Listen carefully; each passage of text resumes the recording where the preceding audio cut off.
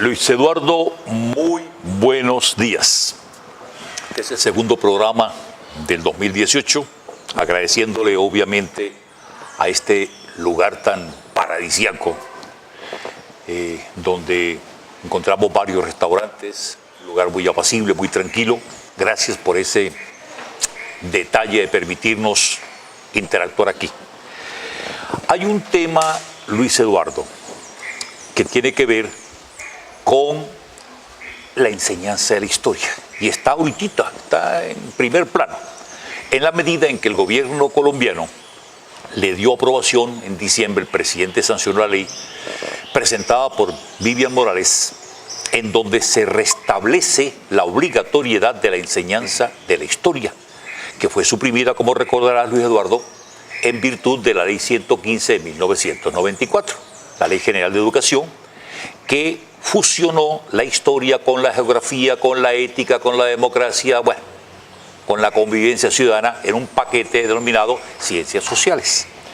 Y a partir de allí se perdió el rumbo. Nuestros estudiantes dejaron de conocer la historia nuestra, la historia de Colombia, la historia de su país, con las consecuencias que hoy tenemos. Muchachos que llegan a la universidad sin tener ni idea de qué ha pasado en su país.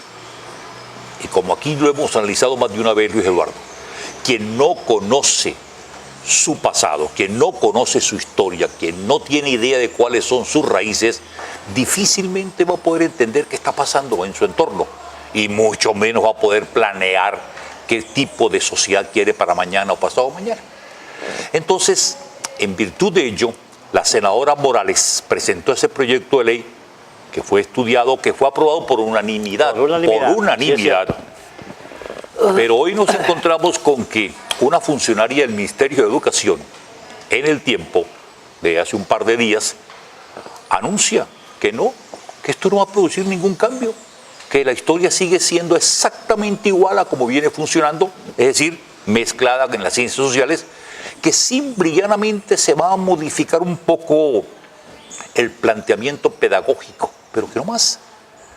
Entonces, ¿qué está pasando, Luis Eduardo?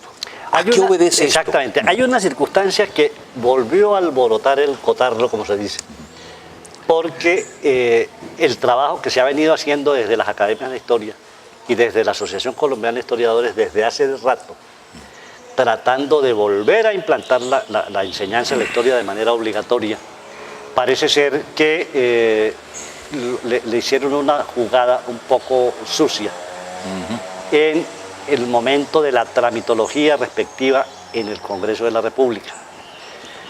Como estás diciendo, sí es cierto, la funcionaria,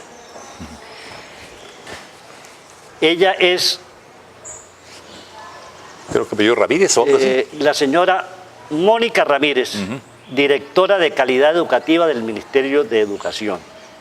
Y concretamente dijo, cuestión que se replicó, como acabas de mencionar, en El Tiempo el 17 de enero. Tiene por objeto restablecer la enseñanza obligatoria de la nación como una disciplina integrada en los elementos curriculares de las ciencias sociales, es lo que afirma la ley, pero esta señora dijo textualmente, no va a volver la cátedra de historia, sino que se fortalecerá su enseñanza. Lo dijo a través de los medios de comunicación. Eso fue el 17 de enero, salió en El Tiempo. El 18, Yamid Amad entrevistó a Vivian Morales y al doctor Eduardo Durán Gómez, presidente de la Academia de Historia de Colombia. Sí, tuve la oportunidad de ver ese programa. Exactamente. Y creo que hay otra intervención más, si no estoy mal, en un medio radial, que no alcancé pues, a ubicar el link del caso, donde también hay otra entrevista sobre el mismo tema. Es decir, le están diciendo prácticamente al gobierno de Santos y al Ministerio de Educación, bueno, entonces, la ley, ¿qué es la ley? ¿Cómo es que están interpretando ustedes la ley? Porque es grave que una funcionaria de estas diga, la ley dice restablecer la enseñanza obligatoria y esta señora dice no va a volver la cátedra de la historia, sino que se fortalecerá su enseñanza. Entonces, no solamente eso es contradictorio, sino que yo creo que es atentatorio por parte de un funcionario público de esa categoría al sistema legal colombiano. Es decir, uno no puede interpretar la ley como le parece, sino que la ley tiene, digamos, sus connotaciones específicas que son parte digamos, de la parte jurídica que hace la ley y la interpreta. Aquí esa incongruencia generó, lógicamente, digamos, un torrente gigantesco de críticas, sí, claro, no solamente por parte de los historiadores colombianos, incluyendo la Academia de Historia de Ocaña, sino por parte de la ciudadanía en general, que toda está pidiendo a gritos el restablecimiento real, no en el papel, sino de la cátedra de historia. Claro. Y claramente los debates se están dando en el sentido de que es que si no hay historia, o se sigue manejando la historia como se venía manejando, ese cuento del pensamiento crítico del cual habla la misma ministra y habla esta señora, eso no se puede volver a insertar dentro de la cuestión, y estamos en un momento coyuntural del país donde sobre todo la juventud debe tener las herramientas necesarias para que no le metan los dedos en la boca y hagan nuevas historias, entre comillas, y nuevas versiones de la historia colombiana, analizando o interpretando los fenómenos actuales a su acomodo. Eso es gravísimo. Yo creo que el caso que estamos planteando aquí, Jesús, no es simplemente uno más de los escándalos que salen en la prensa nacional, sino que está afectando a toda la sociedad colombiana. Lalo, permítame hilar bien delgado, porque es que esto no es fortuito. Exacto. Esto que está ocurriendo no es porque a una funcionaria X se le ocurrió decir esto. Se le ocurrió. No. Esto obedece a una estrategia que tiene características internacionales, Luis Eduardo. La verdad es que si usted observa, desde hace un par de años para acá, se ha venido corriendo a nivel mundial en las noticias, en las redes sociales, la necesidad de crear un ciudadano del mundo. No, de que ya el ciudadano piense en función de la humanidad en su totalidad, que piense básicamente en comercio, que piense en intercambio de bienes, que piense, bueno, en todo lo que tiene que ver con el desarrollo económico fundamentalmente, y que se despoje de esos nacionalismos que nos han traído guerras, que nos han traído peleas entre hermanos, que nos despojemos de los nacionalismos. Ese, entre comillas, nuevo orden mundial, Luis Eduardo, tampoco es de ahora, de ayer, ni tampoco es de ahora, exactamente. Eso data de hace mucho rato. Si recordamos a finales del siglo XIX, exactamente en 1870, cuando Nelson Rockefeller crea la Standard Oil Company y se convierte en el hombre más rico de Estados Unidos y del mundo, con el monopolio absoluto del petróleo, hasta que los mismos norteamericanos lo obligaron a dividir su empresa en varias, entre ellas la Shell, bueno, todas las empresas petroleras, la Oil, la misma Standard. Cuando eso ocurrió, este señor, conjuntamente con otros personajes muy especiales del mundo como Morgan, como Rothschild, como Vanderbilt, para citar apenas algunos de esas personas que acumularon tanta, pero tanta fortuna, que se dan el lujo de manejar los gobiernos a su amaño, a su antojo. Son ellos en últimas los que determinan qué tenemos que hacer, qué no tenemos que hacer, cómo debemos pensar, cómo no debemos pensar, etcétera, etcétera, etcétera. Quién come y quién no come. Los modelos económicos. Quién va a ser el nuevo rico y quién va a ser el próximo pobre. Es decir, esa estructura, ese poder concentrado en tan pocas manos, maneja la educación, maneja la salud, medios de comunicación, maneja los medios de comunicación que solamente aupan lo que ellos dicen, no es más. Nos hacen dar la sensación de que hay posibilidades alternativas a lo que estamos viviendo, y eso es un sofisma de distracción más, porque en últimas esas alternativas, esas presuntas alternativas, cuando tienen la posibilidad de tener el control político de una región o de un país, terminan siendo peores que el anterior. Grecia es un caso patético de ello.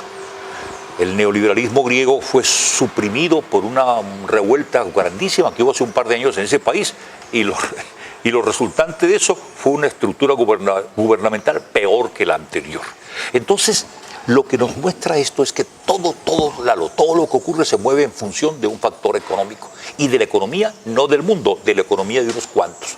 Yo recuerdo que en 1973, Cuando gobernaba Nixon y estamos en plena guerra vietnamita, la guerra de Vietnam,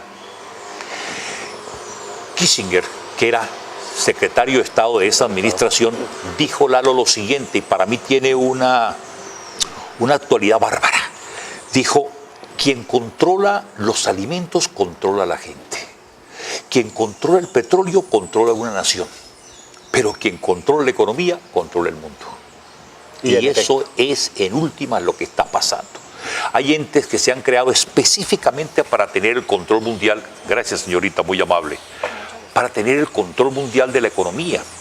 Hablamos del Banco Mundial, hablamos del Fondo Monetario, hablamos de entidades que en última responden a intereses muy particulares. No vamos tan lejos, la Reserva Federal de los Estados Unidos, Lalo. La Reserva Federal es privada. Fue creada en 1913 y no corresponde a los intereses de la nación norteamericana, sino a los intereses del grupo que la maneja. Ellos son los que dictan, los que imprimen dólares a su amaño, a su antojo. Ya el dólar no tiene el respaldo en oro que tenía antes. Entonces, ellos juegan con la moneda, juegan con todo. Mire lo que está pasando en Venezuela con Dollar Today. Ellos son los que determinan el valor de la moneda venezolana. Y eso lo manejan desde Miami. Quiero hacer una acotación, Jesús, en este sentido.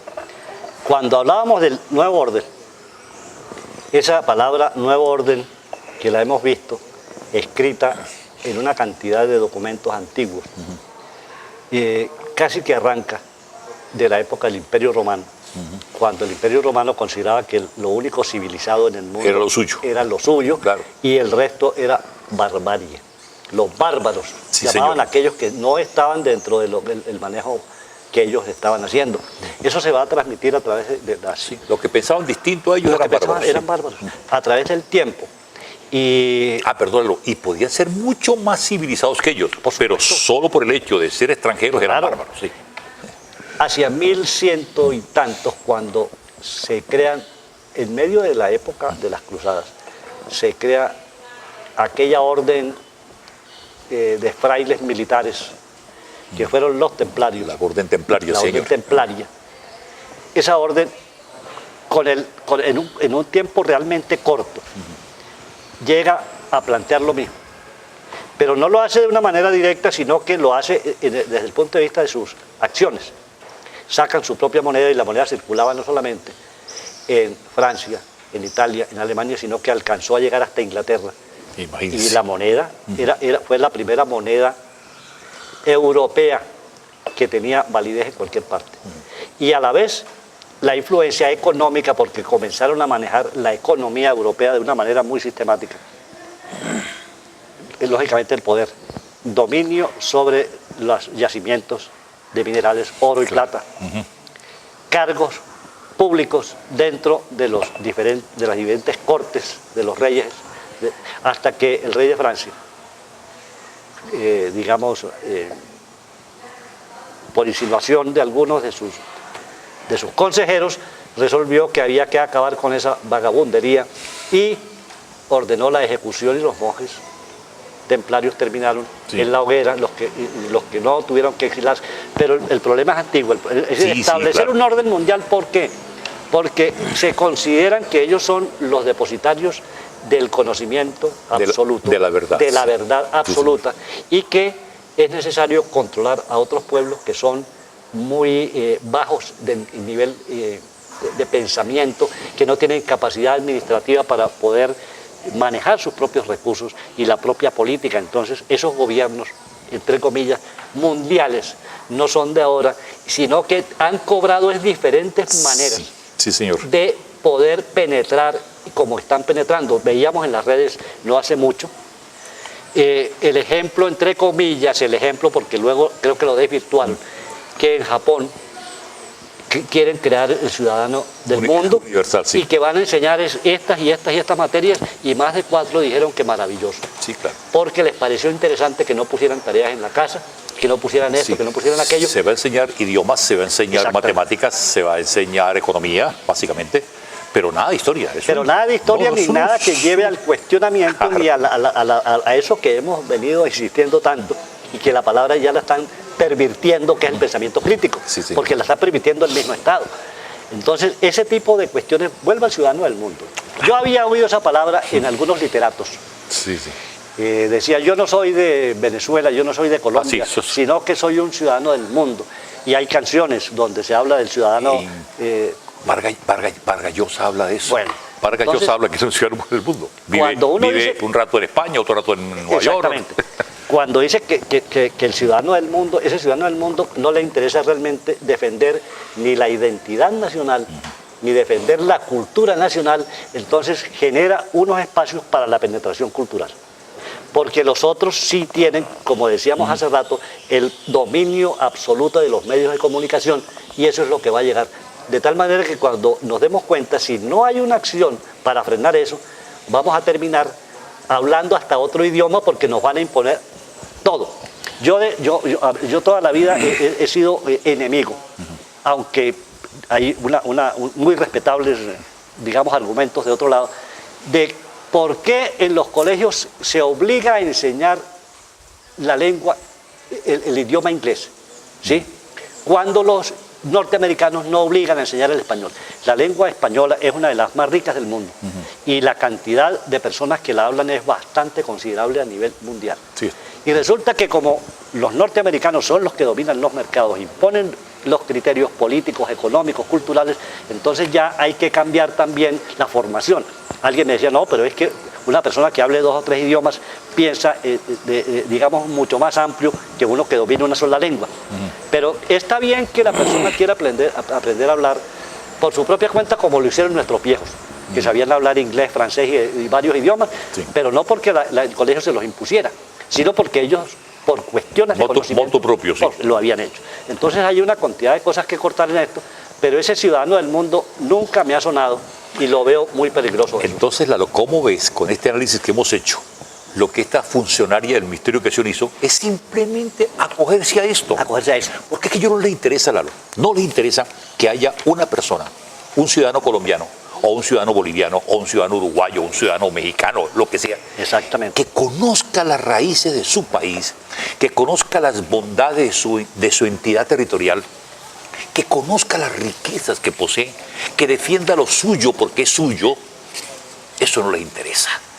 Ellos a toda costa, Lalo, están buscando por todos los medios, entre comillas, internacionalizar los recursos naturales. Los recursos naturales que Eso es lo que les interesa, que sean del mundo. Mire, hace poquito, hace un par de años, en Estados Unidos, en la ONU, para ser más exacto, en Manhattan, pues, en la sede de las Naciones Unidas, se propuso que la Amazonia o Amazonía, como quieran pronunciarla, ese gigantesco pulmón del mundo, fuera internacionalizado, que fuera de todo el mundo.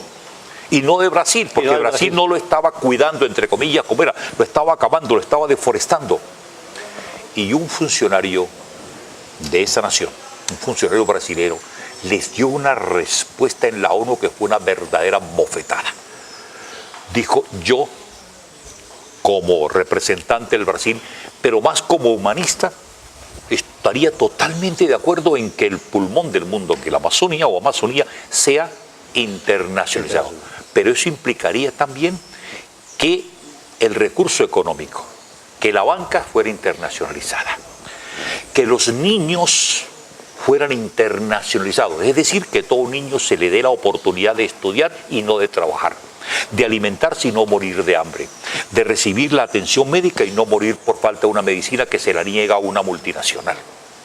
Yo estaría de acuerdo con que Manhattan, con que la isla de Manhattan, donde está la ONU, fuera internacionalizada, que el Museo del Louvre fuera del mundo y no solamente de Francia, que las bellezas que hay en Río de Janeiro, en las grandes ciudades del mundo, sean del mundo, no del país en cuestión. Pero mientras eso no se dé, yo como brasilero defiendo íntegramente que la Amazonía o la Amazonia es de Brasil. Una verdadera bofetada. Y una defensa de la autonomía. Increíble. Muy increíble. interesante porque cita, digamos, argumentos que están tocando más o menos el caso de la Amazonia o la Amazonía. El caso del Museo del Louvre. Sí. Ese Museo del Louvre se nutrió de joyas de todos los países. De todo el mundo. Y debería ser del mundo. internacional del mundo. Claro.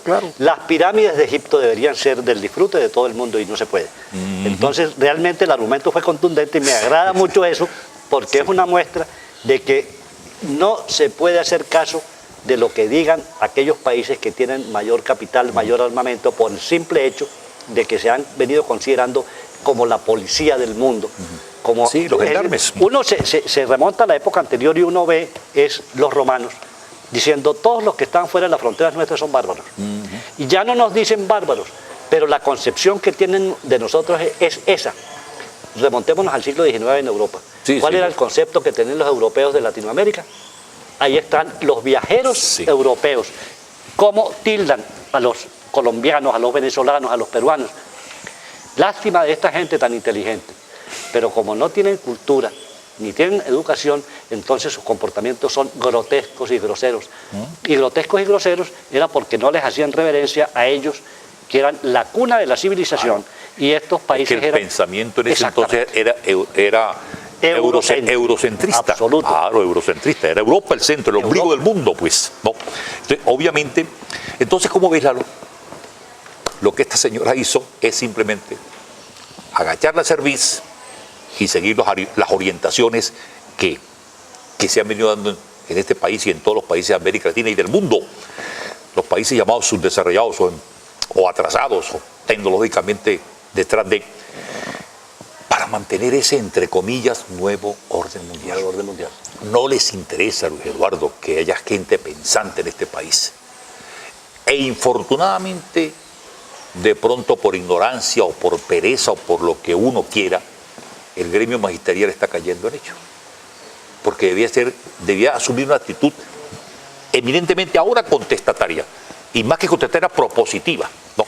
Eso es de las cosas que me preocupan en esta polémica, que no es de ayer, sino que recordemos al doctor Cacua.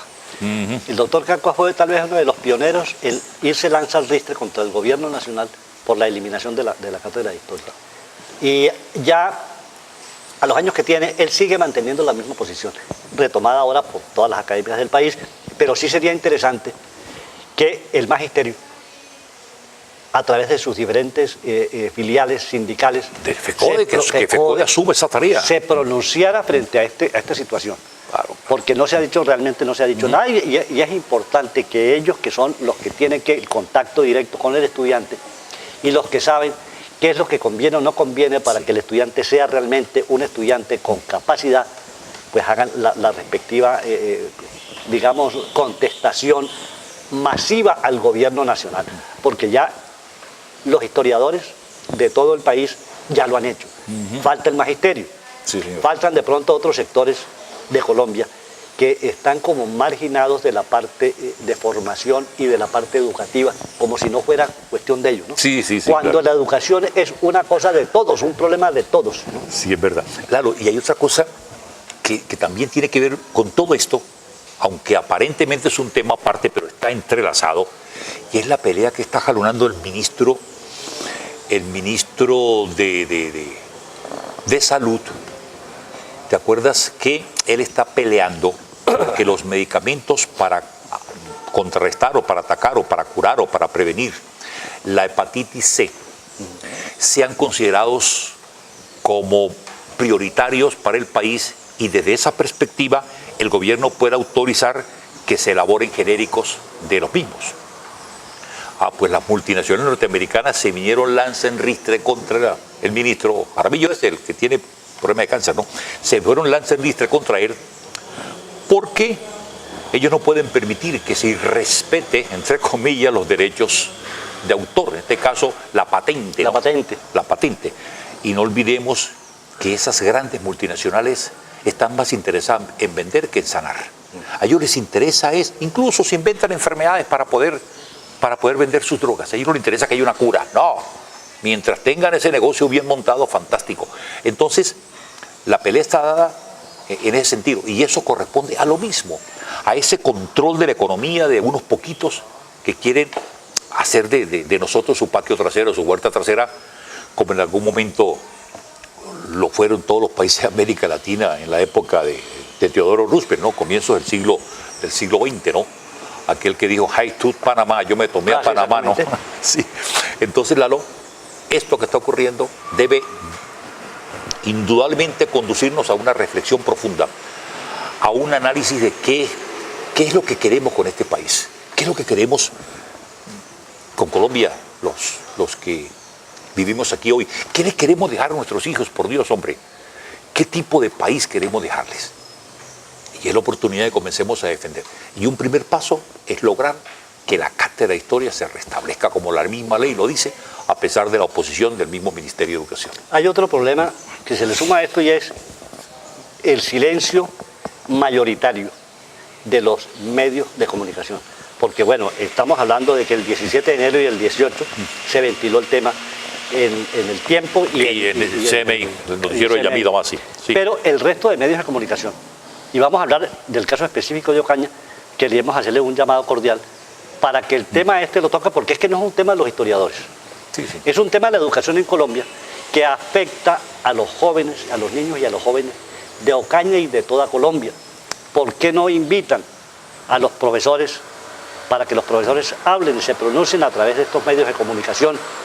¿Por qué no, dan lectura a los textos que se han venido publicando en otras en páginas web de historia para que la gente tenga conocimiento de esto? Bueno, lo estamos haciendo desde Cita con la Cultura, pero sería maravilloso que los medios de comunicación televisivos, radiales y escritos de Ocaña se pronunciaran al respecto y comenzaran a abrirle los ojos a la gente para que vea el peligro gravísimo que hay de seguir esta situación, porque como se está, todos los años se está invirtiendo menos en educación, menos en cultura.